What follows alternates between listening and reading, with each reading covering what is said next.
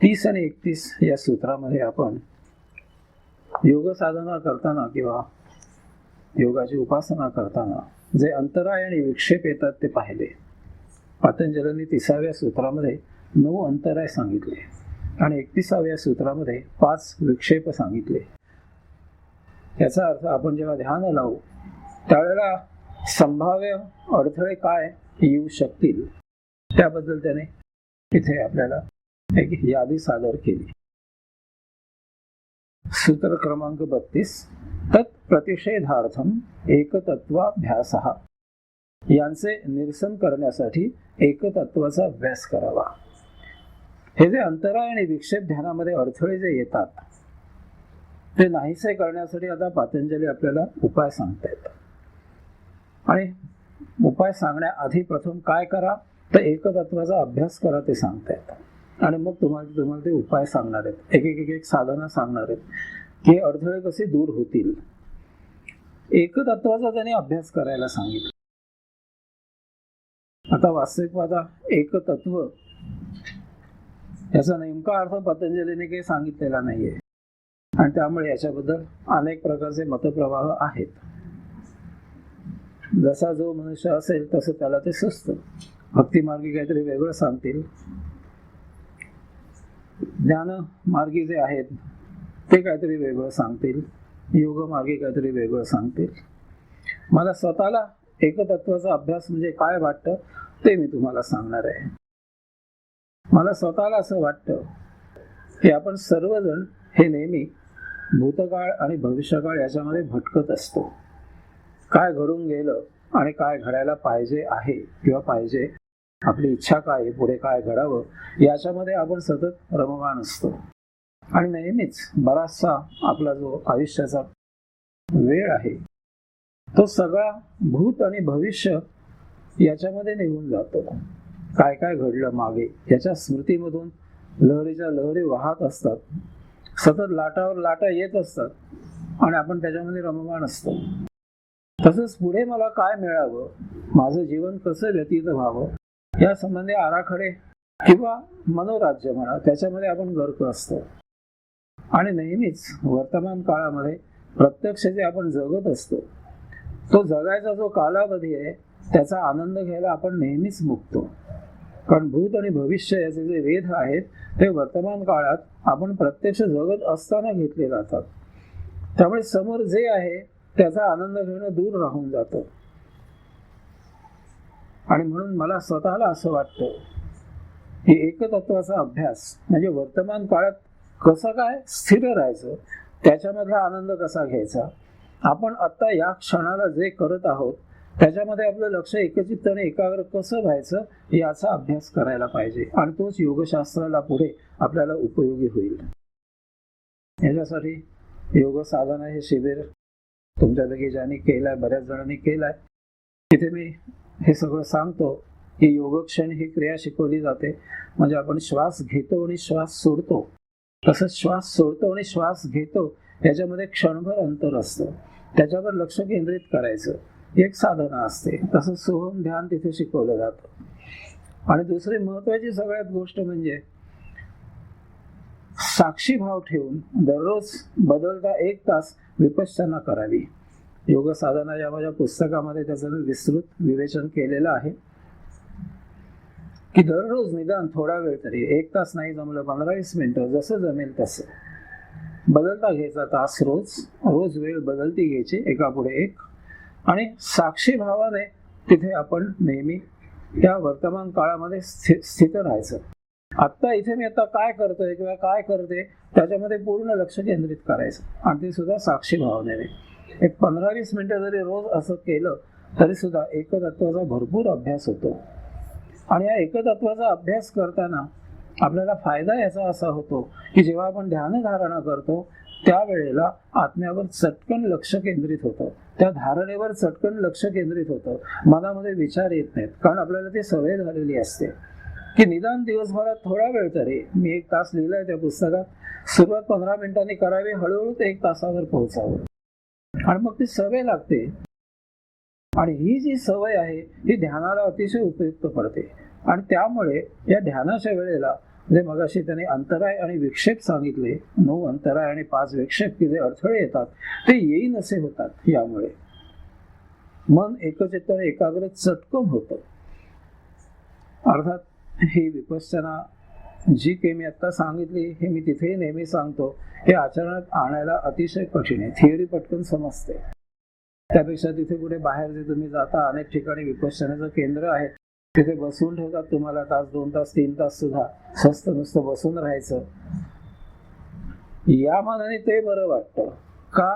कारण तिथे एक 8 दिवस जाऊन आलं, महिनाभर जाऊन आलं की उरलेले 11 महिने आपण काही न करायला मोकळे असतो. एकदा झाला कोर्स झाला, बाद झालं, शिक्षण झालं. इथे काय करायचं, इथे रोज करायचंय 365 दिवस. हे महाविचित्र आहे आणि महाकठीण आहे. पण हे जर तुम्हाला सवय लावून घेतली तुम्ही, मी जी विपश्यना योग साधना माझ्या पुस्तकामध्ये सांगितलेली आहे ती पूर्णपणे कल्पना वेगळी आहे विपश्यनेची. आणि ही बरीचशी विपश्यना ही शिवसूत्रामधून मला सुचलेली आहे, तिथे बरीचशी दिलेली आहे. आणि म्हणून एकतत्वाचा अभ्यास पातंजलींना इथे जो अभिप्रेत आहे तो असा आहे, असं माझं वैयक्तिक मत आहे. अनेक विद्वानांनी अनेक प्रकारे सांगितलं एकतत्वाचा अभ्यास म्हणजे काय. तो तिथे अर्थातच संपन्न आहे, त्यामध्ये काही दोष आहे अशातला भाग नाही. पण मला असं वाटतं की ही विपश्यना एकतत्वाच्या अभ्यासासाठी आपण जर आचरणात आणली तर पुढे ध्यानाला त्याचा खूप मदत होतो, खूप उपयोग होतो. अशा तऱ्हेने पातंजलीने अंतराय आणि विक्षेप ध्यान लावताना संभाव्य जे येऊ शकतील त्याची यादी सादर केल्यानंतर एकतत्वाचा अभ्यास करायला सांगितला. आता इथून पुढे 33व्या सूत्रापासून 39व्या सूत्रापर्यंत आपले चित्त स्थिर कसं व्हावं, त्यासाठी काय काय साधना कराव्यात, त्या निरनिराळ्या साधनांची ते आता यादी सादर करणार आहेत. आता ही यादी सादर करताना वेगवेगळे प्रकार त्यांनी वेगवेगळ्या प्रकारे, म्हणजे खरोखर इतकं विविधता या साधनांमध्ये त्यांनी सांगितले हे एक प्रकारचं मोठं आश्चर्य वाटतं. कोलटकरांनी मला विचारलं होतं पतंजली काही 1-2-3 आठवड्यांपूर्वी, इतकी सूत्र कशी काय लिहिली हो त्याने. आता म्हटलं काय बोलणार होते ऋषींबद्दल आपण. खरोखर अचंबा वाटतो, इतकी सुसूत्रता पहिल्यापासून शेवटपर्यंत, त्याची 4 भागामध्ये विभागणी, सगळंच अजब आहे. तेव्हा आता आपण चित्त शांत प्रसन्न शुद्ध एकचित्त एकाग्र राहण्यासाठी त्याने ज्या साधना सांगितल्या त्या साधना आपण पाहायला आता सुरुवात करूया. सूत्र क्रमांक 33. मैत्री करुणा मुदिता उपेक्षाणाम सुखदुःख पुण्य अपुण्य विषयाणाम भावनातच चित्त प्रसादनम. सुखाजवळ मैत्री करावी, दुःखाबद्दल करुणा भाकावी, पुण्याबद्दल आनंद मानावा आणि पापाची उपेक्षा करावी. या दृष्टिकोनाने चित्त शांत आणि प्रसन्न राहतो. एकूण या सगळ्या ज्या आता साधना सांगितल्या 33 पासून 39व्या सूत्रापर्यंत, यामध्ये हे जे काही पहिलं जे त्याने सांगितलं आहे ते अतिशय सुरेख आहे, गहन आहे आणि मोठं समजावून घेण्यासारखं आहे. अतिशय इंटरेस्टिंग आहे सूत्र. हे 4 प्रकार जे त्याने सांगितले आहेत ते जर आपल्या मेंदूमध्ये पक्के बसले तर मला वाटतं मेंदू आपला कुबुद्धीकडे वळणं शक्य नाही, तर सुबुद्धीकडे सतत वळेल आणि आपल्याला सतत मेंदूकडून चांगला उपदेश केला जाईल. आपण आचरणात आणू का नाही हा भाग वेगळा, तो पुढची गोष्ट आहे. परंतु आपल्याला ज्या प्रवृत्ती येतील त्या नेहमी चांगल्या येतील. इतके 4 प्रकार त्यांनी सुरेख सांगितले आहेत. आणि विशेष म्हणजे ह्या 4 प्रकारापेक्षा 5वा प्रकार अस्तित्वात आहे असं निश्चित नाहीये. सगळं काही त्या 4 मध्ये सामावलेलं आहे. हा सुरेख आहे. अगदी आपण सविस्तरपणे याचा उहापोह करूया. आता अर्थातच हा मानसिक उपाय आहे पतंजलीने सुचवलेला आणि मानसशास्त्राच्या दृष्टीने अतिशय मोलाचा आहे. तर पहिलं त्यांनी सांगितलंय सुख मैत्री. जिथे जिथे सौख्य असेल तिथे तिथे त्या सौख्य असलेल्या व्यक्तीजवळ आपण मैत्री करावी असं ते सांगतायत. आयुष्याची जगण्याची आपल्या प्रत्येकाची एक कल्पना आहे आणि ही कल्पना दररोज बदलती होत होत जाते आणि त्या कल्पनेप्रमाणे आपल्याला आयुष्य जगायला मिळालं की आपल्याला सौख्य वाटतं. हे ती साधी गोष्ट आहे आणि आपल्याला पाहिजे त्याच्यापेक्षा वेगळं काहीतरी आपल्याला आयुष्य जगावं लागलं, अर्थात नाईलाजाने, कारण आपल्याला नाही अपेक्षित की आपल्याला दुःख होतं. आणि बऱ्याच वेळेला आपल्याला ज्या अपेक्षा असतात स्वतःबद्दल त्या नेहमीच अवास्तव असतात. नेहमीच आपल्याला काहीतरी वाटतं की अमुक करावं तमुक करावं, आणि ते बहुतेक शक्य होत नाही. त्याचे कारण दोन असतात, एक तर परिस्थिती असते आणि दुसरं म्हणजे वेळ, आयुष्य. परिस्थितीने शक्य नसतं. परिस्थिती म्हणजे पैसा जसं धरू नका, सलग आलं सगळे. आपण पुण्यात राहिलो आणि आपल्याला रोज जर ताजं ताजं काहीतरी कोकणातलं वस्तू पाहिजे अशी अपेक्षा केली, शक्य नाहीये. पैशाचा नाहीये इथे प्रश्न, स्थलाचा प्रश्न आहे. अनेक वेळा आर्थिक आपल्याला बंधनं येतात, काही वेळेला शारीरिक ताकदीची बंधनं येतात. पण काही ना काहीतरी घडतं आणि आपल्याला जशी एक कल्पना मनामध्ये येते की आपण असं आयुष्य जगावं, तसं आयुष्य जगायला मिळत नाही. त्यामुळे अर्थातच आपल्याला सुख काही लाभत नाही, आपल्याला निश्चित दुःख होतं. तसं मिळालं तर आपण सुखी होतो.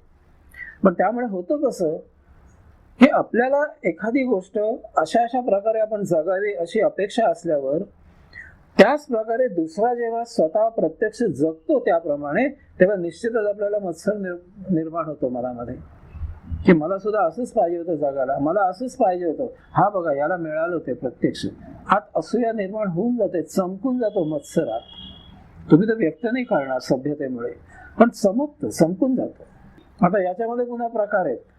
काही लोकांना इतकं वाईट वाटतं आपल्याला जे मिळावं ते दुसऱ्याला मिळालं म्हणून, की जसं काही त्या माणसाने याच्याकडून ते हिरावून घेतलंय अशी त्यांना भावना होते, इतके त्यांना उचंबळून येतं. आणि हे जे काही प्रकार आपल्यामध्ये घडतात की आपल्या अपेक्षेप्रमाणे आयुष्य जगायला न मिळाल्यामुळे आपण जे हिरमुसले होतो, दुःख होतं, दुसऱ्याला मिळालं म्हणून असूया निर्माण होते किंवा मत्सर निर्माण होतो, द्वेष निर्माण होतो. यामुळे त्रास फक्त आपल्याला होतो, फक्त आपल्याला त्रास होतो. तो दुसरा तसाच असतो सुखात आनंदात. किंवा आपल्याला न मिळालेली गोष्ट ही आपल्याला दुःख वाटलं म्हणून आपल्याकडे येऊन सांत्वन करण्यासाठी मिळत नाही. लहान मुले, त्याने तुमच्याकडे एखाद्या चॉकलेटचा हट्ट केला, तुम्ही नाही देत त्याला, नाही दात किडतील, नाही देणार, तो रडायला बसला. इतका रडला तुम्हाला शेवटी असं होतं की बाबा घे पण रडू नको. मिळतं त्याला हिरमुसला झाल्यामुळे. तसं आपलं नाहीये. आपल्या मनामध्ये अनेक वाटतं हे पाहिजे ते पाहिजे ते पाहिजे, मग आपण हिरमुसला येतो, दुःखी होतो. मग तो जो आहे तिथे बसलेला तो की आपल्याला ते आणून देत नाही त्या चॉकलेट सारखं, बाबा नको रडू घे, नाही, तो म्हणतो अजून दुःखी हो, अजून दुःखी हो. तुला कळत नाहीये की हे मी तुला का देत नाहीये, तुझ्या संचिताला ते योग्य नाहीये, हे आपल्याला कळत नाही. म्हणून तो अजिबात आपल्याकडे ढोंकूनही लक्ष देत नाही. वाईट वाटत वाटू दे वाईट म्हणतो. कारण जो मिळवलं तर तुमचे संचित नष्ट होणार नाही, उलट त्यात भर पडेल. हा भाव मनामध्ये सतत असला पाहिजे. आता सौख्य ज्या माणसाकडे त्याच्याशी मैत्री करणं हा आपल्या मनाचा फार मोठा मोठेपणा आहे. सहसा असं होत नाही. दुसऱ्याच्या आनंदामध्ये, दुसऱ्याच्या सुखामध्ये सहभागी होणं अतिशय अतिशय कठीण गोष्ट आहे मानसिक दृष्ट्या. सहभागी होण्यामध्ये अनेक गोष्टी असतात की तो छान आनंदात उल्लसित होऊन तुम्हाला काहीतरी सांगायला येतो, एवढा आलाय सांगायला, जाऊ दे कशाला वाईट वाटेल, हो छान छान छान छान, बरं का, सुरेख सुरेख. मला वाटतं पुलंनीच लिहून ठेवलंय त्या लहान मुलांच्या शाळेत बद्दल लिहिताना की दुसऱ्याच्या मुलांचे वाढदिवस साजरा करणं हा प्रकार कुणाला आनंद होणार आहे? स्वतःच्या बद्दल होतो आनंद, दुसऱ्याच्या याला असा आनंद होत नाही. दुसऱ्याचं कितीही कोणी माझं चांगलं झालंय सांगायला आला तरी त्याला झालेला आनंद आपल्याला होत नाही. आनंद कुठेतरी कमतरता असते. मग तोंड देखलं फॉर्मॅलिटी म्हणून आपण काहीतरी बोलतो छान छान, आणि तो गेला की म्हणतो काय कुठे कटकट सांगायला आला. सर्वजण आनंदात असतात, आपापल्या आनंदात असतात, हे लक्षात ठेवा. तुम्ही जसे काही गोष्टीमुळे आनंदात असा, तसं प्रत्येक जण काही ना काही कारणामुळे आनंदात आहे. आता अशा प्रकारे आनंदात प्रत्येक जण जर आहे तर एकमेकांजवळ येऊन आनंदात का राहू नये? प्रत्येक जण काही ना काही असं कारण आहे की तो आनंदात असतोच. प्रत्येक जण काय 100% 12 महिने 24 तास दुःखात नाहीये. काहीतरी त्याला आनंदाचे क्षण आहेत प्रत्येकाच्या जीवनामध्ये. असे प्रत्येकाच्या जीवनामध्ये जर थोडे आनंदाचे क्षण आहेत तर जे एकमेकांजवळ येऊन त्याने जर एकमेकांना वाटले, शेअर केले, तर सगळीकडे आनंदाचं झाड फुलवेल, आनंदाचा मळा फुलेल. हा आनंद फुलवणं हे आपल्या हातात आहे. रात्री चांदणं पडतं, चांदण्यामध्ये आनंदात राहणं हा ही आपली कामगिरी आहे, हे आपलं कर्तव्य आहे, हा आपला भाग आहे, हे आपल्यावर अवलंबून आहे, ते चंद्रावर नाही अवलंबून. तो बिचारा चांदणं देत असतो खाली तुम्हाला, त्याचं काम तो करतो. आपण त्यातनं आनंद निर्माण करायला शिकायला पाहिजे. तसं प्रत्येकाच्या मनामध्ये कुठे ना कुठेतरी आनंद निश्चित आहे. तो एकत्र एकमेकांना जोडणं, तिथे आनंदाचा सगळा ताटवा फुलून येतो, मग आनंदी वातावरण राहतं. मग जे काही त्याच्या मागे आपल्या अपेक्षेप्रमाणे न घडलेल्या गोष्टी आहेत त्या इतक्या गौण होऊन जातात त्यामध्ये की सगळ्यांना त्याचा विसर आपोआप पडतो की जाऊ जरा नाही मिळालं तर मिळालं त्याच्यात आनंद घेऊया. बघा तुम्ही समारंभाला नेहमी असं घडतं, तुम्ही जर 200 लोक बोलावलेले असले, 250, 180 वगैरे लोक येतात आणि जे आले नाही ते नेमके अधोरेखित होतात आणि त्यांच्याबद्दल नेहमी चर्चा केली जाते. अरे तो अमुक नाही आला, बोलावलं होतं त्याला, फोन केला होता, येतो म्हणाला होता, का नाही आला? ठीक आहे, तो आला नाही याच्याबद्दल काळजी वाटणं की येताना की त्याला अडचण आली नाही ना हे वाटणं वेगळं, आणि त्याला महत्व देऊन त्याच्याबद्दल चर्चा करत बसणं याच्यामध्ये खूप फरक आहे. जे आहेत त्यांच्याबद्दल बोला, त्यांच्याबद्दल सहभागी व्हा, त्यांच्यातनं आनंद निर्माण करा. जे आले नाहीत असतील काही कारण, पण आपण नेमकं उलट करतो, त्यांना अंडरलाईन करत बसतो आपण. आणि जे आलाच नाही आलाय ना मग काय त्याचं विशेष काय नाही, आलाय बोलावला आला तर काय मोठं सर. पण तो आलेला असतो, सुख आनंद घेऊन आलेला असतो तुमच्याकडे, तुम्ही आनंदात असता, काहीतरी कारणाने बोलावलेलं असतं. शेअर करा ना एकमेकांजवळ. न आलेल्यांबद्दल कशाला उसासे टाकायचे. हीच जी वृत्ती आहे आपली, ही वृत्ती स्वतःबद्दल असते. मिळालं त्याचं नाही, न मिळाल्याचं जास्त महत्व देत जातो आपण, मिळाल्याचं महत्व गौण होऊन जातं. मला माहिती तुम्हाला कितपत पटेल, पण माझा मी अनुभव निश्चित सांगतो की याच्यामध्ये मी शिकलो आणि मी आचरणात आणलं आणि मला मी यशस्वी झालो. तरुणपणातली गोष्ट आहे. त्यावेळेला असा आम्ही ज्या भागात राहत होतो तिकडे, शहराच्या पलीकडे राहतो आम्ही, सिटीमध्ये राहत नाही. भाज्या वगैरे एवढ्या मिळायच्या नाहीत, आता खूप मिळतं सगळं, त्यावेळेला नाही मिळायचं. तर रविवारी जर सुट्टी किंवा रविवारी सकाळी आम्हाला ड्युटी असायची की स्कूटरनं सौनं घेऊन जायचं मंडईत आणि अख्ख्या आठवड्याची भाजी घेऊन यायचं. आता त्या भाजी घेण्यामध्ये त्या मंडईमध्ये आपल्या सौ आनंदाने भाजी घेत असतात, घासाघीस करत असतात, त्या आनंदात चाललेलं असतं. किती? जवळजवळ 1.5 ते 2 तास, कदाचित जास्त सुद्धा. मी करायचं काय या वेळेला? तिथे फार परिमळ सुटलेलं असतं सगळ्या भाज्यांचा, देठं टाकलेली असतात अनेक दिवस. करायचं काय? पण या पतंजलीवरनं मला म्हणजे सुटलं त्यातनं माझं कोडं त्याचं, की या गोंधळात सुद्धा आनंद आहे त्याच्यात. हे परवा म्हटलं ना फ्युजन, त्याच्यामध्ये सुद्धा आहे आनंद जर आपण शोधला तर. काय सुरेख गोंधळ घालतायत अशी जर कल्पना केली तर ते भाज्यांचे भाव जे वेगवेगळ्या तारस स्वरामध्ये जे सांगत असतात त्यांच्या स्वरांचा जर अभ्यास करत बसलो, उत्तम वेळ जातो मंडईत. आनंद निर्माण करणं आपल्या हातात आहे. दुसरा जर आनंदी असेल आणि त्याच्या सहवासामध्ये आपण जर राहिलो तर आपल्याला त्याचा गुण नक्की लागतो, आपल्याला आनंद मिळवायची किल्ली सापडते. आणि काही वेळा असं असतं की त्याला ज्या कारणामुळे आनंद झालेला असतो किंवा सौख्य मिळालेलं असतं ते कारण आपल्या बाबत अगोदर घडलेलं असतं, पण आपल्याला आपल्या वृत्तीमुळे त्यात विशेष काही वाटत नाही आणि आपण त्या सौख्याला मुकलेले असतो. बघा मी परत सांगतो, एखाद्या माणसाला एखाद्या गोष्टीमध्ये खूप सौख्य मिळालेलं असतं, तो आपल्याला येऊन ते सांगतो, तेच सौख्य त्याच कारणामुळे आपल्याला अगोदरच मिळालेलं असतं केव्हा तरी, पण त्यावेळेला आपण सौख्य नाही वाटत आपल्याला, त्याच्यात एवढं काही विशेष नाही, त्याच्यात आपण ते दुर्लक्षित केलेलं असतं. मग त्यामध्ये सौख्य आहे हे त्याच्यामुळे आपल्याला कळतं त्या दिवशी, आपण त्या सौख्याला मुकलेले असतो, आपल्याला त्याचं अप्रूप नाही वाटत. ह्यात काय मोठं मिळालं यात काय मोठं, त्यात काय आनंद वाटण्यासारखं. मग त्याला दुसऱ्या व्यक्तीला ती गोष्ट अतिशय दुर्मिळ असते, त्यात त्याला आनंद होतो आणि त्या दिवशी आपल्याला कळतं की यातही आनंद आहे. आपण ते त्यावेळेला इग्नोर केलेलं असतं, दुर्लक्षित केलेलं असतं, पण विशेष वाटत नाही आपल्याला त्या गोष्टीमध्ये. सहवासाने या गोष्टी आपण शिकतो अनेक वेळेला. दुसऱ्याची ही जी शिकवण आहे ती आपल्याला अतिशय उपयुक्त पडते आणि मग बारीक सारीक गोष्टीमध्ये आनंद निर्माण करणं ही आपली वृत्ती होऊन जाते. त्यामुळे जिथे जिथे सुख आहे, ज्या ज्या ठिकाणी तुम्हाला सुखी समाधानी मनुष्य मिळेल, त्या त्या ठिकाणी त्याच्याजवळ मैत्री करा, त्याच्या सुखामध्ये सहभागी व्हा, त्याच्या सुखाची कारणं जाणून घ्या. ही आपल्याकडे आहेत का? उद्या आपल्याकडे निर्माण झाली तर तुम्ही त्याच्यामधून सुखी व्हाल. आता एखाद्या वेळी तुमच्याकडे दुर्लक्ष व्हायची शक्यता असते, कारण आपल्याला त्याचं जास्त महत्व वाटत नाही त्या वेळेला. हा ऊर्जेचा स्रोत त्या माणसाकडनं तुमच्याकडे जितका वाहता होईल, जितका प्रभावित होईल तुम्ही त्यामुळे, तितकं तितकं तुम्हाला सौख्याची गुरु किल्ली सापडेल, सौख्याची किल्ली सापडेल की याच्यात सुद्धा आनंद घेता येतो. उदाहरणं अनेक आपल्या बाजूला घडतात, बारीक सारीक उदाहरणं असतात, पण त्याच्यामध्ये आपल्याला आनंद शोधायची आपली वृत्ती नसल्यामुळे त्यातला जो काही सौख्य आहे, जो आनंद आहे, जे समाधान आहे, ते आपल्याला सापडलेलं नसतं. आपण त्याच्यामधून गेलेलोही असतो बऱ्याच वेळेला. दुसरं पतंजलीने सांगितलंय की दुःख आणि करुणा आपल्या मनासारखं जगायला मिळालं नाही की अर्थातच मनुष्य दुःखी होतो. दुसऱ्या कारणामुळे तो दुःखी होतो, कारण कितीही सुख मिळालं तर ते पुरे पडत नाही आणि त्यामुळे तो दुःखी होतो. दोन्ही कारणामुळे होतो. एक, त्याला पाहिजे ते मिळालेलं नसतं म्हणून तो दुःखी असतो, सतत हिरमुसलेला असतो. एक, मिळत मिळत जातं आणि ह्या माणसाला कळत नाही की कुठे थांबावं.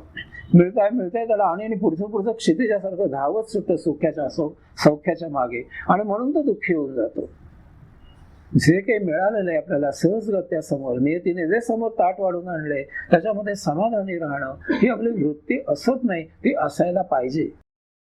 आणि त्यामुळे माणसं, दुसऱ्या माणसाला जेव्हा दुःख होतं त्यावेळेला ही जी आपली आता मी काही सांगितलं त्या अभ्यास जर आपण केलेला असेल तर त्याच्या दुःखाचं कारण आपल्याला कळेल नेमकं, आणि मग आपण त्याच्या दुःखाबद्दल आपण त्याला सहानुभूती दाखवायला सुरुवात करू. सहानुभूती म्हणजे सह अनुभूती. सहानुभूती म्हणजे हा शब्द इतका सैल वापरला जातो की एक काहीतरी औपचारिक 4 शब्द बोलायचे, विधिलिखित आहे. देवापुढे आपण काय करणार, नका वाईट वाटून घेऊ, चालायचंच, हे जे काही आहे, आणि अतिशय फॉर्मल. तिथनं बाहेर आलं की बाहेर काय, मग आज कुठे नाटकाला काढली का तिकीट, लगेच ट्रान्सफर सीन. सह अनुभूती, सहानुभूतीचा अर्थ आपण विसरून गेलो. त्या माणसाचं दुःख हलकं करण्यासाठी आपण काय करू शकू, त्याला सहवास आपण कशा प्रकारे देऊ शकू, याचा विचार आपल्याच्याने होत नाही. अनेक वेळेला एखाद्या ठिकाणी एखादा मृत मनुष्य झाला घरामध्ये की बाहेरून येणारी एखादी व्यक्ती ती उंबरठ्यापर्यंत ठीक असते, आत आले की ती इतक्या जोरात हंबरडा फोडते की आतला मनुष्य बराच बरा होता, विलाप करत होता, अशी अवस्था होते. दुसरा प्रकार तुम्हाला सांगतो, एखाद्या घरी मयत झाल्यानंतर सुमारे महिनाभराने त्याच्या समाचाराला येणारे लोक मी पाहिले. माझ्याकडे पत्ता विचारत एक जण आला होता, ते अमुक कुठे राहतात, मला आली शंका की हा नक्की आलाय त्यासाठी. मी त्याला थांबून घेतलं, म्हटलं आपण कशासाठी आले का, नाही ते वारले ना अमुक त्यांच्या घरचे, ते त्यांना भेटायला आले. म्हटलं थांबा, ते खूप सावरलाय, आता तुम्ही जाल तिथे आणि पुन्हा त्यांना दुःखी कराल, तर तुम्ही जा आणि यासाठी जाऊ नका, दुसरे काहीतरी विषय बोला, सहज तुम्ही आला होता याबद्दल म्हणून भेटायला आलोय म्हणून सांगा. महिना होऊन गेला तरी तुम्ही त्या माणसाला तेच दुःखाचे कळ देत राहणार का, आठवणी काढून. सह अनुभूती याचा आपण अर्थ विसरून गेलोय. आणि हे माणसाला जे दुःख होतं त्याच्याबद्दल पतंजलीने आपल्याला करुणा बाळगायला सांगितले, त्याचं दुःख हलकं करायला सांगितलंय. पण जे दुःख होतं ते सुद्धा मोठे जाणून घेण्यासारखे. परवा मी सहज वाचत होतो, मला सहज लक्षात आलं, या पुस्तकात छापलेलं नाहीये ते तुम्हाला सांगतोय, की देवाची संकल्पना या दुःख याच्यामधून तर निर्माण झाली नाही ना. आपल्याला आपल्या अडचणीच्या काळामध्ये जो सहाय्यभूत ठरतो, आपलं दुःख हलकं करतो किंवा आपलं दुःख दूर करतो, असे जे महामानव होऊन गेले त्यांनाच पुढे आपण देव म्हणायला लागलोय. मग तो महामानव तिथे असताना त्यावेळेला असलेल्या माणसांचं तो दुःख दूर करत होता, त्यांच्या अडचणी दूर करत होता. आणि मग असं दुःख आलं, असा प्रसंग आला की त्याला हाक मारायची त्यांना सवय झालेली असावी, की प्रसंग आला, अडचण आली, ये रे बाबा मला थोडी मदत कर. तो मनुष्य मदत करतोय, सगळ्यांना करतोय, एकाला दोघांना नव्हे. तो पुढे महामानव झाला, त्याला देवत्व आलं आणि मग त्याची करुणा भागायला सुरुवात झाली की काय.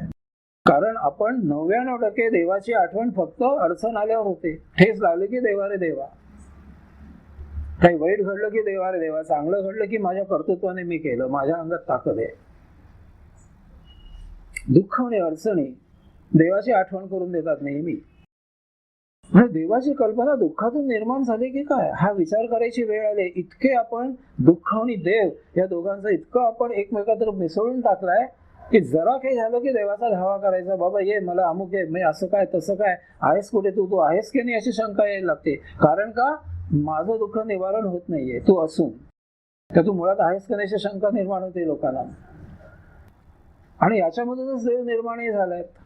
आधुनिक खरे देवाबद्दल बोलत नाहीये मी, भासमान भ्रामक देवांबद्दल बोलतोय.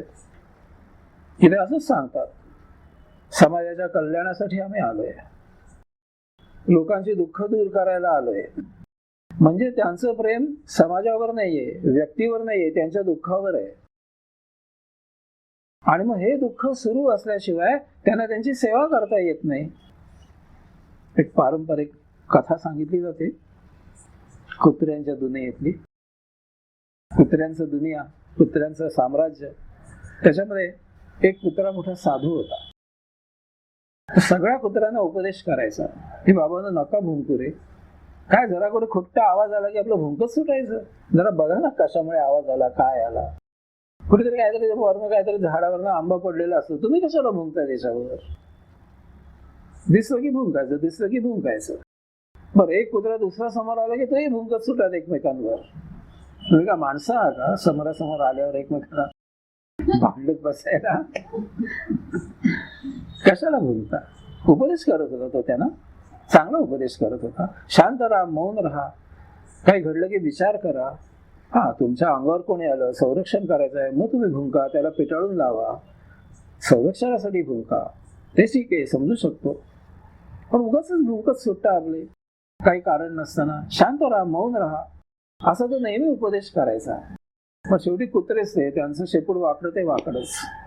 कितीही उपदेश ऐकला, कितीही सत्संग त्याचा केला त्याने त्या कुत्र्याचा, तरी बाहेर गेले की जरा खुट्टे झाले की भूक.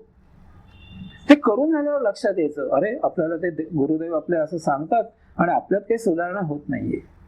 असं वर्षानुवर्ष चाललं होतं. उपदेश ऐकून ऐकून ऐकून शेवटी काही कुत्र्यांना उपरती झाली. त्यांनी सगळ्या कुत्र्यांना एकत्र बोलावलं आणि म्हणाले, आपण असं करू, आपला उपदेश काही रोज नाही आपल्याला अंमलात आणता येत. आपली जात आहे, आपले स्वभावच तसा आहे, जित्याची खोड, जरा खुट्ट झालं की भू.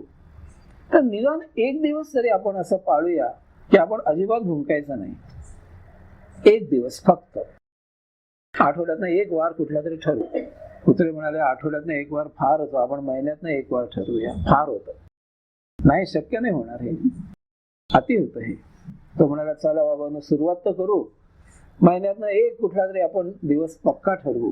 ठरवलं त्याने, एक अमुक तारीख, 15 तारखेला भुंकायचं म्हणून नाही अजिबात. झालं, ठराव पास झाला त्यांच्यात. आणि हा कुत्रा रोज त्यांना उपदेश करत असे, येऊन भुंकत असत सगळे. त्याला, अरे कशाला भुंकतोय, विचार कर वगैरे, तसं चाललेलं असायचं.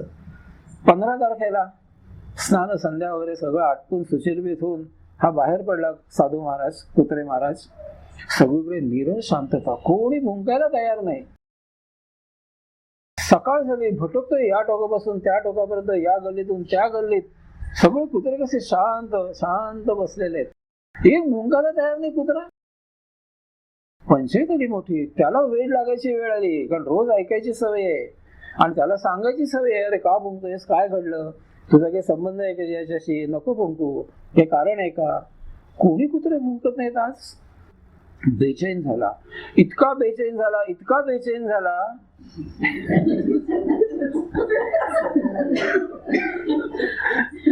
एका पडक्या घरामध्ये गेला आणि भुंक भुंक भुंकला. बाकीचे कुत्रे टचकन उभे राहिले आणि हे भुंकायला लागले नुसते. आता त्यांना काय माहिती गुरुदेव भुंकतोय. हा सासूतपणे त्या पडक्या घरातनं बाहेर आला, बाबा कशाला भुंकताय. त्याने उपदेश सुरू केला, तेव्हा त्याला बरं वाटलं.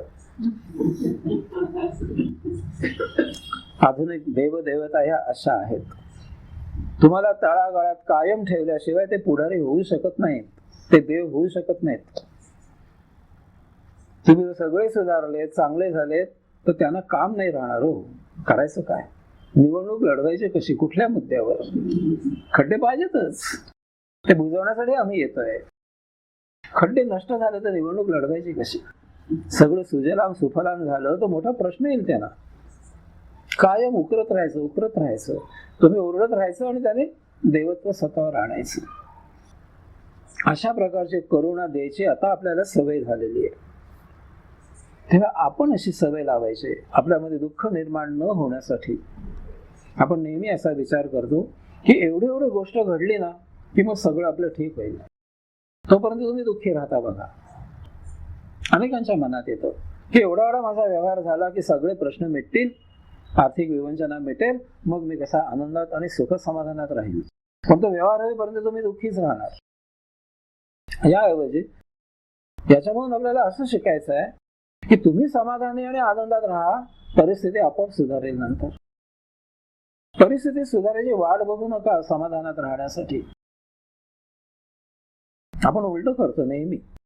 एवढं झालं ना, बघा मला फार त्रास आहे या गोष्टीचा, एवढं झालं की माझं सगळं सुरळीत होईल, मग माझ्यासारखा समाधानी मनुष्य नाही. म्हणजे तोपर्यंत तुम्ही दुःखी राहणार, ते होईपर्यंत. इथे उलटा विचार करायचा या सूत्रांमधून की आपण सुख समाधानी अगोदर राहायचं, मग ती जी काही तुम्हाला घटना घडायला हवी तुम्ही समाधानी राहण्यासाठी, ती नंतर घडेल, ती घडू दे नंतर. त्यासाठी तुम्ही समाधान तुमचं मानायचं शिल्लक ठेवू नका, त्याची वाट बघू नका त्या घटना घडायची. मुलीच्या लग्नाची काळजी असते, कसं जमेल, काय जमेल. हे एवढं एकदा मुलीचं लग्न झालं ना की मी अगदी सगळे डोक्यावर माझं खांद्यावर येईल, अगदी शांत होईल मी. पतंजली उलट सांगतायत, तुम्ही शांत व्हा अगोदर, मुलीचं लग्न आपोआप होईल. म्हणजे ते व्हायचं तेव्हा होणार आहे. तुम्ही कशाला आता अशांत राहिलाय, तुम्ही कशाला काळजी करून घेताय? प्रयत्न करत राहा, पण समाधान कशाला मध्ये सोडायचं आहे? ते चालू राहू दे, समाधानी राहा. लग्न जमवणं ह्याच्यातच समाधान घ्या ना. ही जी क्रिया आहे लग्न जमवण्याची, त्याच्यामध्ये समाधानी का राहत तुम्ही?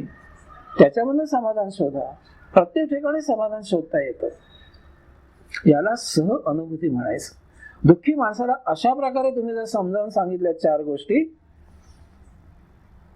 तर तो समाधानात राहू शकेल. आपलं दुःख सुरू असताना सुद्धा त्याला न मिळालेली गोष्ट मनात असेल तरी सुद्धा तो समाधानात राहायला शिकेल.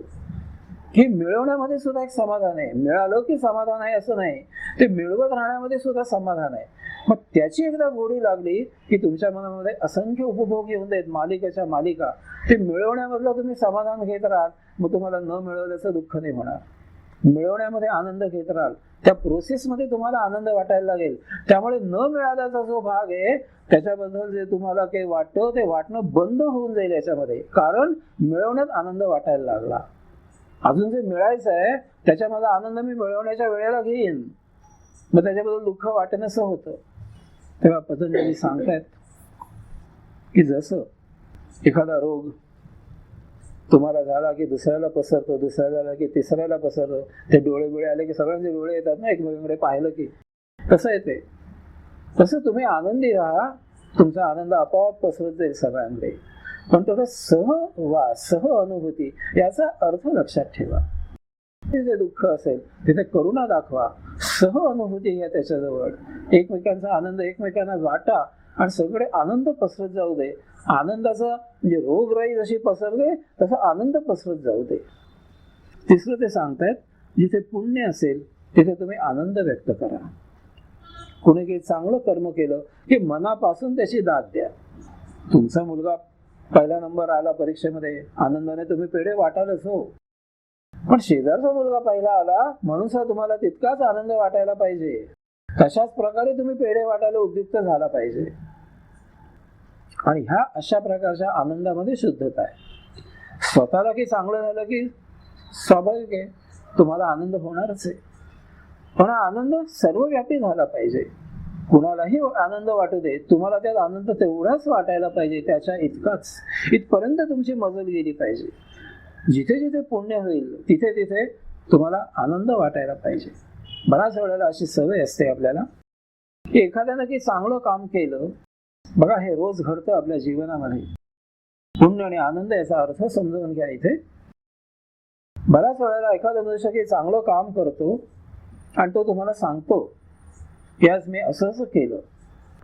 उदाहरणार्थ एखादा मनुष्य तुम्हाला येतो सांगायला की मी अमुक ठिकाणी गेलो होतो, तिथे विकलांग मुलांची काळजी घेणारी संस्था पाहिली, मी भारावून गेलो त्यांच्यामुळे, त्यांच्या कामामुळे, आणि आज मी त्यांना 20,000 रुपये देऊन आलो. ते ऐकल्यावर त्याला जो काही आनंद झालाय तो सांगताना इतका आनंदात आहे की मी असंच आज काम केलं, पुण्यकर्म घडलं माझ्या हातून, मी अमुक ठिकाणी गेलो आणि विकलांग मुलांची जी संस्था आहे त्याला मी 20,000 रुपये देऊन आलो. त्याच्या आनंदामध्ये तुम्ही सहभागी व्हा, त्याने पुण्यकर्म केलंय. पण साधारणपणे आमची काय परिस्थिती आहे, आमची काय आहे स्थिती, आमचा विचार काय आहे, हे त्याने सांगितल्याबरोबर साधारणपणे मिनिट 2 मिनिट आम्ही ऐकतो आणि आम्ही काय सांगतो, परवा माझ्या भाचा सुद्धा गेला होता,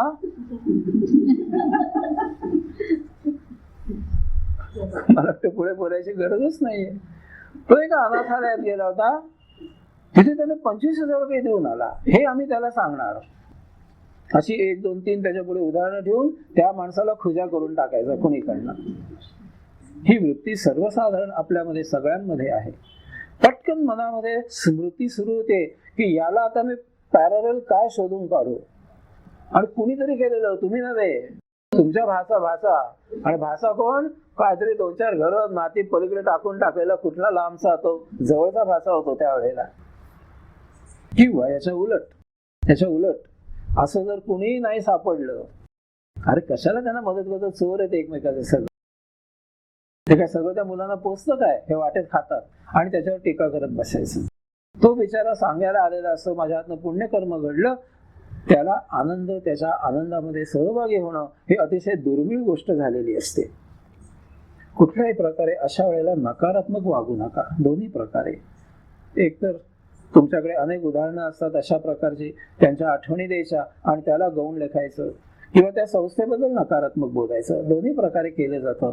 हे घडतं, हे अतिशय तरल भावनेने लक्षात ठेवून आपण कुठल्याही परिस्थितीत इथून पुढे वागायचं नाही. असं तो मनुष्य आला, त्याच्या आनंदामध्ये सहभागी व्हा, त्याने पुण्यकर्म केलाय, घ्या त्याचा आनंद, तुम्ही आनंदी व्हाल त्याच्यामध्ये. आणि हे सगळं कसं मनापासून घडायला पाहिजे आणि आपोआप मुद्दामून नवे विचार करून. चौथी आणि शेवटची गोष्ट या सूत्रामध्ये त्यांनी सांगितले की पाप उपेक्षा.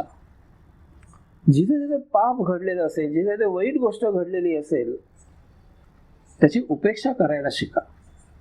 समर्थाने तर नेहमी सांगितलंच आहे, समर्थाने दासबोधामध्ये, की तुमच्या घरामध्ये एखादा जर पापी राहत असेल तर तुम्ही घर बदला. इतक्या टोकाला त्याने उपदेश केलाय. त्याला सुधारत बसू नका, तो कधीही सुधारणार नाहीये. त्याला सुधारायच्या भानगडीत पडू नका, तुम्ही दुःखी व्हाल. तो सुधारणार नाहीच, कदाचित तुम्ही बिघडाल, शक्यता ती जास्त आहे. तर पापाची उपेक्षा करायला शिका. जो तो आपल्या कर्माने तो भोग भोगणारच असतो, त्याला तुम्ही सुधारायला जाऊन काहीही उपयोग होत नसतो. तुम्ही मात्र त्याच्या फशी पडाल, तुम्ही त्याच्याप्रमाणे कदाचित बिघडाल, पण तो सुधारणार नाही कधीही. म्हणून पापी जो आहे त्याची नेहमी उपेक्षा करायला शिका. पापाला कधीही उपदेश करायला जाऊ नका.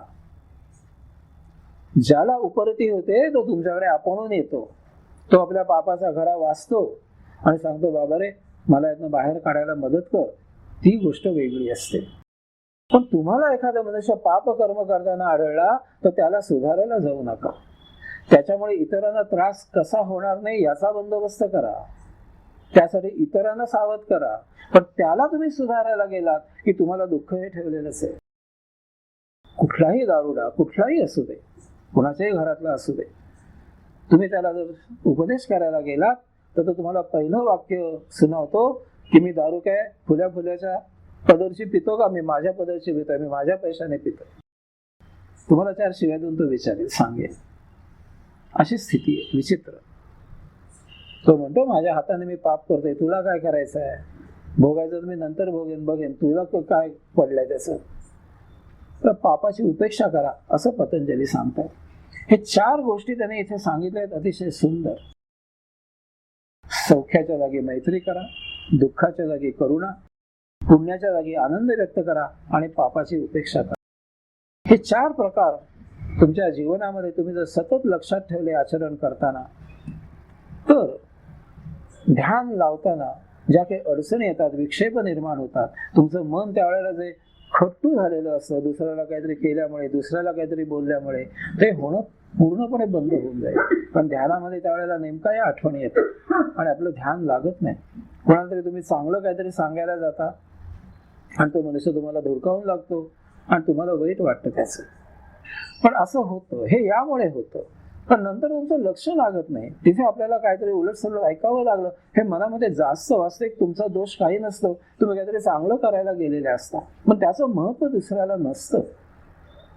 दुसरा जेव्हा काही चांगलं सांगायला येतो त्यावेळेला तुम्ही त्याला महत्व द्या, ही पहिली शिकवण घ्या. म्हणजे तुम्ही दुसऱ्याला काही चांगलं सांगायला गेलात ही तुमची उपेक्षा केली जाणार नाही. सूत्र क्रमांक 34, प्रच्छेदन विधारणाभ्यावा प्राणस्य. योग प्राणायाम केल्याने चित्त नियमित होतं.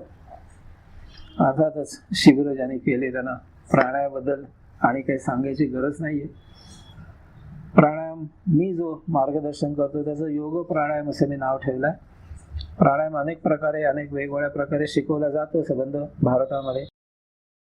आता त्याचा प्रचारही बाहेर झालाय. पण मला जो अपेक्षित प्राणायाम आहे तो या पतंजलीनं अपेक्षित प्राणायाम आहे मला, मी जो स्वीकारलाय तो गीतेमध्ये सांगितलेला आहे. ज्ञानेश्वर माऊलींनी तो प्राणायाम चांगला आहे म्हणून उदो त्याचा केलाय आणि विवेकानंदांनी तर भारताबाहेरही त्याचा प्रचार केला. तर हा योग प्राणायाम मी स्वतः रेकमेंड करतो करायचा असेल त्यांच्यासाठी. आता तो शिकवला जातो शिबिरामध्ये. त्याच्यामध्ये दीर्घ श्वसन, निश्वसन, श्वसन नियमन, अंतःकुंभक, बहिर्कुंभक अशा 4 पायऱ्या आहेत. आणि प्राणायाम करायचं कारण असं आहे की ज्या ज्या वेळेला आपला श्वास बदलतो त्यावेळेला आपलं रक्ताभिसरण बदलतं, श्वासाची लय बदलते आणि आपल्याला हृदरोग होतो किंवा बीपी होतो, ब्लड प्रेशर. हे 2 मोठे राक्षस आपल्या मागे लागतात. आणि हे काय होतं तर आपण जेव्हा विचार करत असतो त्यावेळेला वेगवेगळे विचार जसजसे मनामध्ये येतात तसं आपला श्वास बदलत जातो. काम, क्रोध, मोह, मद, मत्सर, माया आणि अहंकार हे 7 ट्रॅक्स आहेत रेल्वे सारखे विचारांचे. आपल्या सगळे विचार या 7 मध्ये कुठेतरी घुटमळत असतात. त्याप्रमाणे तुम्ही जर विचार करायला लागलात, बदलत गेलात, आता मी सांगितलं तसं तुम्ही तुमच्या मनामध्ये काहीतरी लोभ आलेला आहे त्यावेळेला एक प्रकारचं श्वसन आत होत राहतं की आपल्याला काहीतरी मिळावं, कुठेतरी लोभ, कुठेतरी लक्ष जातं, हे आपल्याकडे असावं. तुम्ही त्या विचारामध्ये गुंग असता. आणि नंतर काहीतरी असं घडलं की तुम्हाला क्रोध आला, चिडलाय तुम्ही, तर त्यावेळेला तुमचा श्वास पुन्हा बदलतो. तुम्हाला नंतर कुठेतरी माया निर्माण होते घरातल्या कुटुंबीय लोकांबद्दल, त्यावेळेला तुमचा श्वास वेगळा असतो. मला सांगायचं आहे असं की तुमच्या विचारांचे जसजसे ट्रॅक्स बदलत जातात, वेगवेगळे विचार जसे तुमच्या मनामध्ये येत जातात, त्या प्रकारे प्रत्येक वेळेला तुमच्या श्वासाची लय बदलत जाते. तुम्ही आता मला ऐकताय, सगळे तुमच्या श्वासाची एक प्रकारची लय आहे. ऐकता ऐकता तुम्हाला जर कुठेतरी कुटुंबियातला एखादं घरची जर आठवण झाली, तुमचा श्वास बदलेल, तुमची ती लय बदलेल, लगेच तिथल्या तिथे तत्क्षणी बदलते लय. आणि एका ट्रॅक मध्ये दुसऱ्यातनं तिसऱ्यात अशी लय बदलत गेली तर आज जे रक्ताभिसरण जे होत असतं, श्वासाचा पुरवठा, प्राणवायूचा पुरवठा एका विशिष्ट लयीने जो शरीरामध्ये अंतर्गत होत असतो त्याची लय बिघडत जाते आणि त्याचा अर्थातच आपल्याला त्रास होतो. ब्लड प्रेशरचा अर्थच हा आहे. अनियमित रक्तपुरवठा, अनियमित प्राणवायूचा पुरवठा, त्यामुळे हृदरोग होतो, बीपी होतो आणि अनंत रोग त्यापासून पुढे होत जातात. अनंत रोग. त्याला काही यादीला मर्यादा नाहीये किती ते. कारण या विश्वामध्ये प्राणवायू इतकं उत्तम औषध दुसरं नाही. सगळी औषधं त्याच्या खाली आहेत 2 नंबरला. प्राणवायू हे सगळ्यात विश्वातलं उत्तम औषध आहे. आम्ही कोकणामध्ये साप दिसला की त्याला ठेचतो, काठीने भरपूर मारतो आणि अनुभव कमी असतो सुरुवातीला. त्यांच्या बाबतीत हे घडतं ते सांगते. अनुभवी लोक नंतर सांगतात असं करू नका म्हणून. त्याला मारला खूप की तो निचेष्ट पडतो आणि सुरुवातीला जो मारणारा मनुष्य असतो त्याला वाटतं तो निश्चित मेलाय आणि तो खरोखरच निचेष्ट पडलेला असतो. तुम्ही त्याचा हाताने उचललं तरी तो लोंबकळतो, असा निष्प्राण झालाय. आणि मग त्या काय करतो, बाहेर अंगण्यामध्ये नेऊन ठेवतो त्याला आणि मग कामावर गडी आला की त्याला सांगायचं जा बाहेर नेऊन टाक वेशीवर, तो ठेवून देतो बाहेर. जर तो साप 5-6 तास तसाच राहिला तर हळूहळू हळूहळू त्याच्या अंगामध्ये चेतना येते. हे तुम्हाला माहिती नसेल कदाचित. त्याला काठीने भरपूर चोप दिलेला असतो, तो निचेष्ट पडलेला असतो, पण असा तो काही तास तो जर मोकळ्या हवेवर जर पडून राहिला तर हळूहळू त्याच्यामध्ये पुन्हा प्राण यायला लागतो. म्हणजे प्राण गेलेला नसतो. त्याचं कारण असं आहे, सापासारखे जे प्राणी आहेत ते संपूर्ण शरीराने श्वसन घेत असतात. आपल्याला सुद्धा ही कला आहे किंवा होती एकेकाळी. आता आपण उन्नत झालो आणि फक्त नाकाने श्वास घेतो आपण, पण तरी सुद्धा तुम्हाला सगळ्यांना हे माहिती आहे की तुम्ही जर 4 दिवस आंघोळ केली नाही तर तुम्ही बेचैन होता. हा स्वच्छतेचा प्रश्न नाहीये. तुमची जी कातडी आहे ती श्वसन तिथून होत नाही, घामाचा थर येतो याच्यावर, सगळी जी छिद्र आहेत ती बंद होऊन जातात आणि आंघोळ केली की मोकळी होतात ती. तुमचं श्वसन सगळ्या अंगामधनं जे थोडंफार होत राहतं ते व्हायला सुरुवात होते. तुम्ही म्हणता आता मला बरं वाटलं बघा, गेले 4 दिवस आंघोळ नव्हती. कारण काही असतील, त्याचं कारण ते आपली कातडी सुद्धा श्वसन करत असते. ती सवय आहे आपल्याला, उत्क्रांत झालो असलो तरी छिद्र मोकळे लागतात शरीराची सगळ्या. तर तो साप जो आहे तो जिथे त्याला फटका बसलेला नसतो काठीचा, उरलेल्या भागात तो श्वसन घेत असतो. ही त्याच्या मागची थिअरी आहे. त्याची लांबी जर 2 फूट असेल, 5-6 ठिकाणी त्याला काठीने मारलं जातं भरपूर आणि तो निचेष्ट होतो, बेशुद्ध पडतो खरं म्हणजे तो. पण जिथे काठीचा फटका बसलेला नसतो त्याच्या कातडीपासून श्वसन चालू असतं, तेवढ्यावर त्याचा प्राण जिवंत राहतो. बरोबर सांगतोय का मी? कोकणातल्या आहेत त्या, म्हणून विचारताय त्यांना. 5-6 दिवस असं ठेवा तुम्ही, हळूहळू श्वसन वाढत वाढत वाढत जातं आणि जिथे मार लागलेला असतो तिथनं हळूहळू श्वास घ्यायला लागतो आणि तो जिवंत होतो. म्हणून साप मारला की त्याला जाळावा लागतो, किंवा बाहेर वेशीच्या बाहेर नेऊन टाकलं की बाहेरचे गिधाड वगैरे येतात आणि लगेच त्याला खाऊन टाकतात. तरच तो मृत होतो, नष्ट होतो, नाही तर होत नाही. सांगायचा मुद्दा असा आहे की प्राणवायू याचं अतिशय महत्व आहे शरीरामध्ये. ते एका विशिष्ट लयीमध्ये सतत चालू राहिलं पाहिजे. तुम्ही झोपेतनं उठला की फ्रेश असता एकदम, कारण ठीक आहे 5-6 तास 8 तास तुम्ही झोपता, त्यावेळेस एका विशिष्ट प्रकारे तुमचं श्वसन चालू असतं, शांत पोहडलेले असता तुम्ही, विश्रांती मिळते तुम्हाला. पण नुसती विश्रांती नसते मिळालेली देहाला, तुमच्या चामडीला विश्रांती मिळते, पायांना वगैरे हातांना विश्रांती मिळते की जे हालचाल होते त्या भागाला. पण मुख्य म्हणजे एका ठराविक लयीमध्ये श्वसन झाल्यामुळे प्राणवायूचा पुरवठा टाळूपासून टाचेपर्यंत एका विशिष्ट वेगामध्ये, एका विशिष्ट लयीमध्ये, ठेक्यामध्ये होत राहतो. त्याला फार महत्व आहे आणि त्यामुळे तुम्हाला बरं वाटतं, तुम्ही फ्रेश होता एकदम थांबलात की. आणि हे सगळं घडतं वैचारिक गोष्टींमुळे. आपण 16 तास सतत मेंदू चालू असतो, विचारावर विचार, विचारावर विचार आणि वेगवेगळे विचार चालू असतात आणि त्यामुळे आपलं श्वसन बदलतं. पण आपल्याला सवय कशी झाली, स्वयंपाकघरामध्ये काम करत असता, फोडणी देत असता, इतक्यात फोन वाजला की सटकन बाहेर पडता आणि फोन उचलता. मध्ये तुम्ही अजिबात वेळ देत नाही मेंदूला किंवा तुमच्या शरीराला, पटकन घाईघाईत जाता. कोणी आलं की चटकन दार उघडता, या म्हणतात त्याला, किंवा जे काही असेल ते. ह्या 2 क्रियांमध्ये जो कालव्यय व्हायला पाहिजे आहे ट्रॅक बदलण्यासाठी, तो आपण कधीही देत नाही. रेल्वे ट्रॅक बदलते बघा, तुम्हाला खाड खाड खाड लक्षात येतं. तुम्ही ज्या ठिकाणी डब्यावर बसलेला असता, तो डबा जेव्हा ट्रॅक बदलतो त्यावेळेला तुम्हाला बरोबर जाणवतं तिथे. हे सुद्धा आपल्या शरीरामध्ये जाणवतं, पण आपण त्या धुंदीमध्ये असतो, एक कामातनं दुसरं काम घेण्यामध्ये.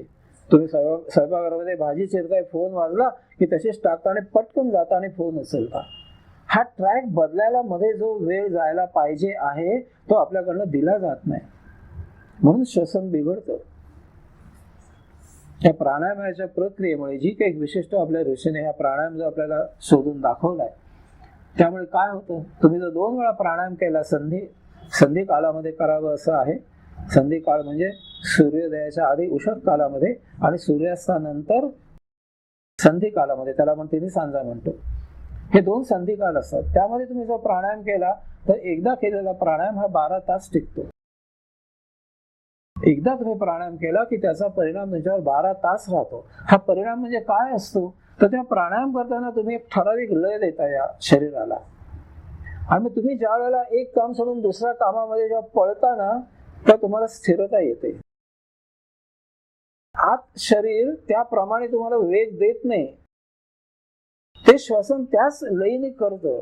त्या तुम्ही पळू शकत नाही, तुमचं मन त्यावेळेला पळू शकत नाही दुसऱ्या कामाला, ते त्या लयीमध्येच पळतं, त्यामुळे त्रास होत नाही. तुम्ही एक काम करताय, घरामध्ये भाजी शिरताय, त्याच्यामध्ये तुमचं मन एकाग्र झालेलं आहे, एक ठराविक श्वास तुम्ही घेताय एका ठराविक वेगामध्ये. बाहेर फोन वाजला, तुम्हाला खात्री आहे मोठ्या बहिणीचा फोन येणार आहे, उत्सुकता असते, पटकन पळता, ताईचा फोन आहे, बघा वेगात पळता. वास्तविक कसं व्हायला पाहिजे, एका कामामधून दुसऱ्या कामामध्ये जाताना तिची लय आहे ती संथपणे बदलली पाहिजे, स्मूथली. इथे पटकन बदलली जाते. तिथे जर तुम्ही एका मिनिटाला 25 युनिट घेत असाल तर तिकडे पळताना 50 घ्यावे लागतात, पण पळायचं असतं. असं होता का मध्ये 25 मधून 50 वर काटा जाताना संथपणे जायला पाहिजे, तर तुम्ही तो 50 झेपतो तुमच्या शरीराला.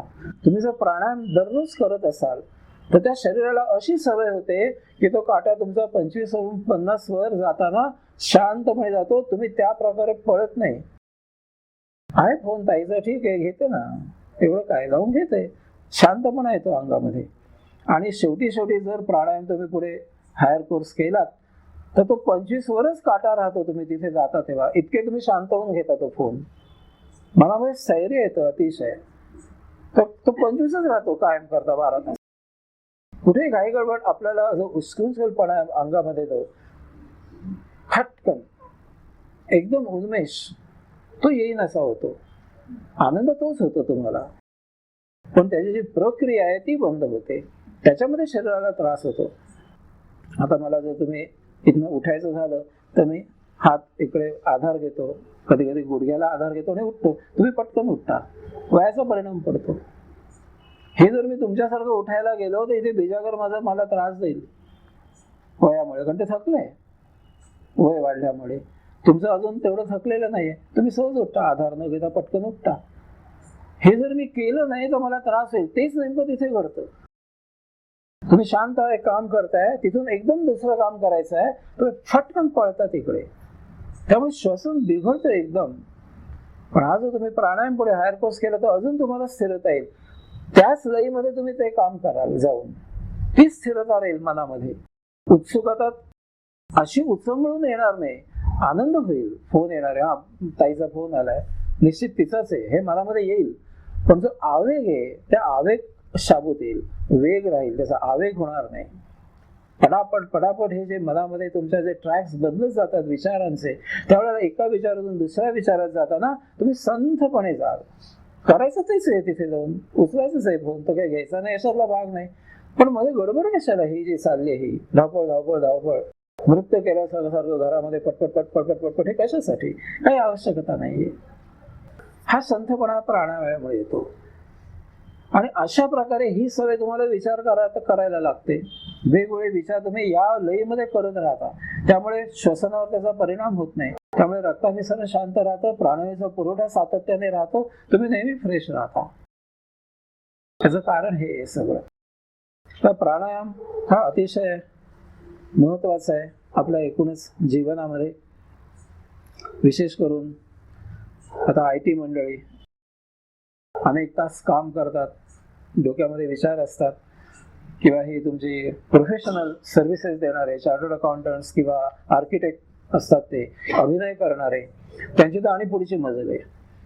निदान आपण सगळे हे सत्य जगामध्ये जरी वावरत असतो, जेव्हा दुःख होतं तेव्हा खरंच काहीतरी प्रसंग घडतो, आनंद होतो खरंच प्रसंग घडतो, त्यांना त्या रंगभूमीवर कृत्रिम निर्माण करावा लागतो. आनंद झालाय, दुःख झालाय, काही जे काही असेल ते, त्यावेळेस त्यांना फारच त्रास होतो श्वसनाचा. मिथ्या अभिनय करावा लागतो, आत्मा आनंद निर्माण करावा लागतोय. त्यासाठी श्वास आहे ती लय त्यांना वाढवावी लागते, त्यासाठी आवेग निर्माण करावा लागतो. आणि नटनटे जे आहेत त्याला तर प्राणायाम करणं अतिशय आवश्यक आहे. अतिशय अशी ऐतिहासिक नाटकामध्ये कामं करणारे पूर्वीचे अल्पयशी ठरलेत अनेक नट, अनेक असे मी 10-12 नावं तुम्हाला सहज सांगू शकेन. अल्पयशी ठरल्यात अतिशय. किंवा स्वतःला आवाजाची देणगी नसताना ज्यांना गाणं त्या लईमध्ये गावं लागलं. त्या संगीत नाटकामध्ये काम करताना त्यांचं आयुष्य कमी झालं. पण ज्यांना आवाजाची उपजत देणगी आहे ते दीर्घायुषी ठरले, त्यांच्या इतकीच गाणं गाऊन सुद्धा. कारण हा जो श्वास आहे हा त्यांना बदलावा लागला नाही. सहज आवाज यायचा, सहज स्वर यायचा आवाज. त्यामुळे श्वास बदलावा लागला नाही, आत्म काढावे लागले नाहीत स्वर. त्यामुळे श्वास स्थिर राहिला. प्राणायामाचं अतिशय फार मोठं महत्व आहे. निरोगी राहायचं असेल तर याचा विचार करावा. नाही तर आहे तसं आयुष्य जगायचं असेल तर प्रत्येकाला स्वातंत्र्य आहे, त्याने काही करावं. हे करायला फार वेळ लागत नाही हो. अगदी 2.5 मिनिटाचं काम आहे प्राणायाम करणं, योग प्राणायाम. हायर कोर्स केला त्याचा प्राणायाम करायला थोडा आणि वेळ लागेल, नाही अशातला भाग नाही. पण डॉक्टरकडे चक्रा घालण्यापेक्षा हे बरं रोज घरी केलेलं.